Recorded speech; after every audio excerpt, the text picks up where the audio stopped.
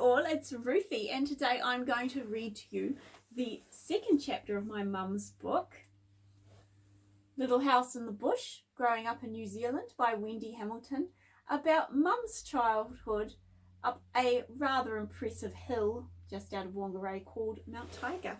So let us begin. Trolls, Vikings and the Scots.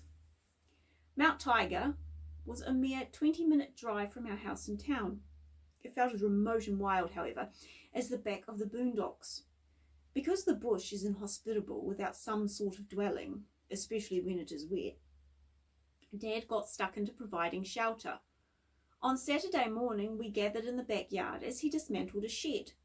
The small shed was a leftover from his building days and designed to be portable.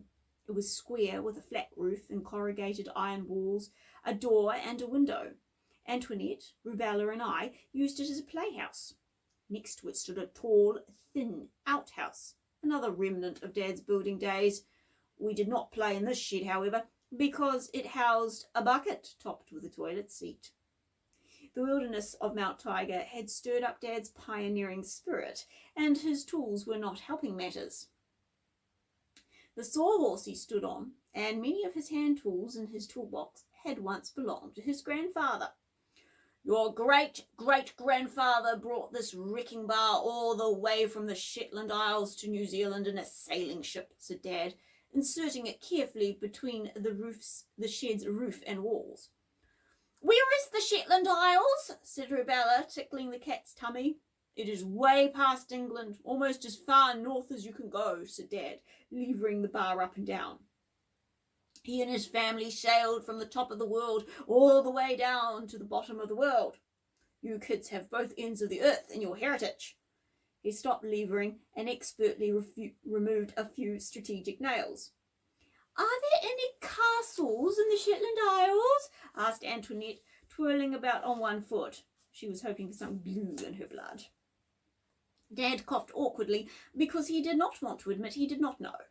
He got around it by saying mysteriously, "You'll know when you're older." Antoinette was thrilled. Dad's reticence confirmed her suspicions. It was true. She really was a princess.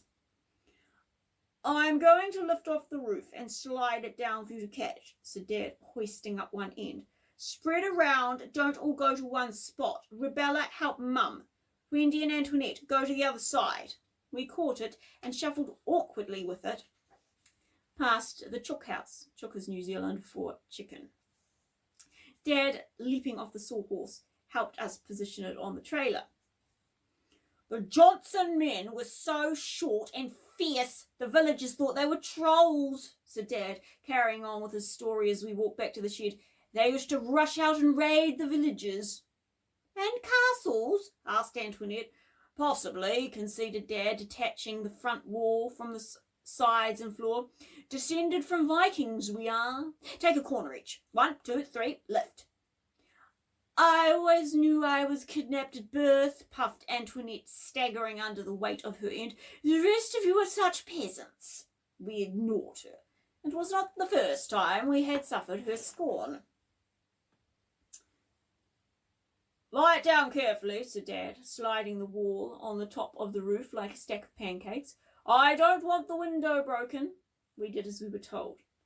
Harold, do we need to hold on to the other walls to stop them from falling? Asked Mum as we wandered back. Not yet. By the next wall you will, said Dad. A tough nail screeched as he wrenched it out. Your ancestors cleared kauri trees off the land and built a track over treacherous mountains, said Dad, returning to his subject as he pulled out several more nails. Now we have a chance to follow in their footsteps. I was hoping to spend my weekends reading, said Mum, looking alarmed. I felt sorry for Dad. His pep talk on pioneering was not going well. Do we really come from Vikings? I asked kindly. Yes, said Dad, beaming at my interest. I could not imagine Dad as Viking or troll. He looked far more like an industrious garden gnome as he finished pulling the shed apart. Not the fishing gnome. Dad was no good at fishing. He was a patting sitting deer gnome. And instead of a blue coat and red pointy hat, Dad wore work boots, a brown jersey and a homespun beanie hat. Mum was also gnome-sized.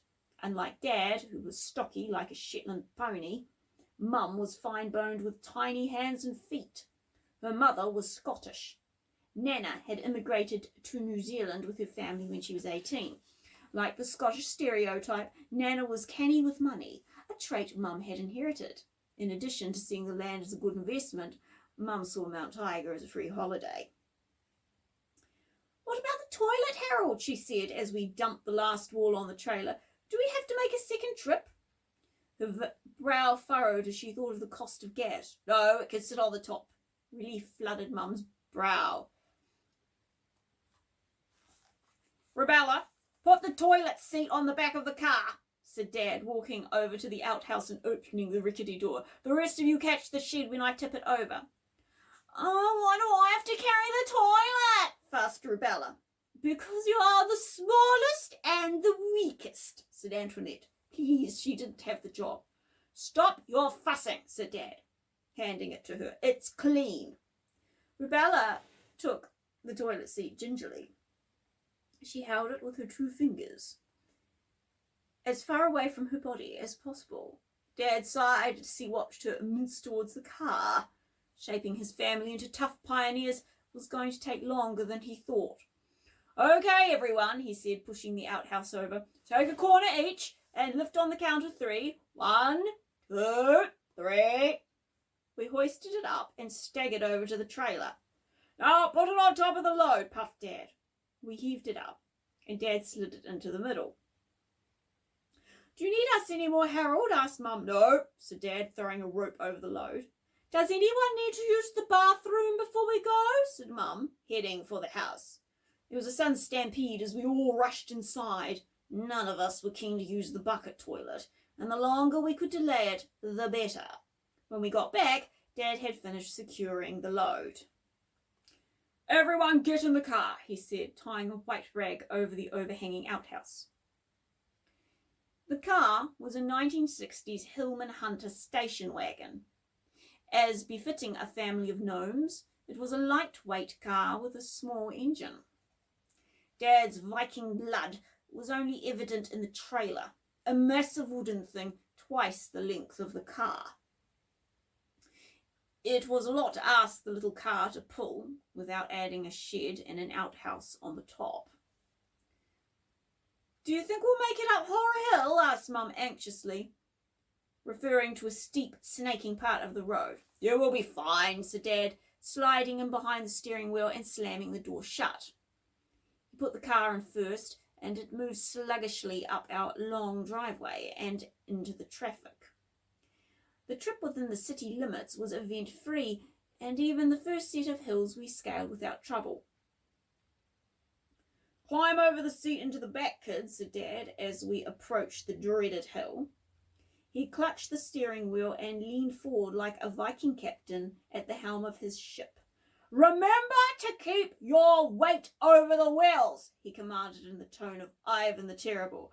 "I'll try and gain us some momentum." He pushed the accelerator to the floor as he spoke.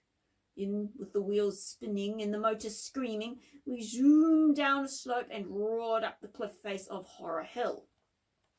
The trailer followed, waggling like a duck's bottom. 3/4 of the way up, on the sharp bend, the car slowed to a stop before sliding backwards.